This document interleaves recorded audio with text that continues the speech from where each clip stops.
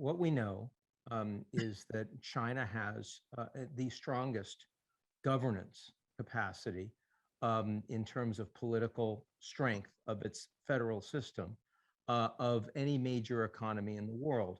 Sometimes that's good when you need to roll over internal divisions to ensure that you can build infrastructure, for example. The reason why China's been so successful in becoming the second largest economy of the world and increasing life expectancy, increasing education rates, increasing the wealth of the average Chinese citizen over the last 40 years is because the Chinese government has been able to break through any internal roadblock.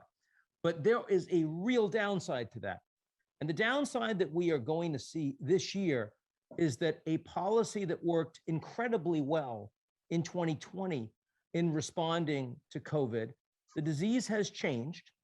It is literally a different pandemic today than it was 2 years ago, but the Chinese policy has not, and Xi Jinping is completely invested in it, a zero COVID policy.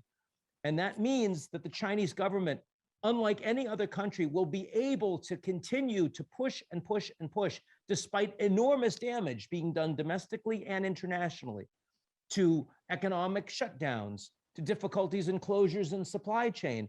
The fact itself that Xi Jinping has not left the country since January 2020, and the diplomatic implications of that, the inability of China to effectively project its influence with other countries around the world, precisely because they can't do the sort of diplomacy that other countries have been able to do. China cannot move towards living with the virus, at least until their own mRNA vaccines are domestically produced and rolled out at scale. And we're looking at the end of 2022 at a minimum.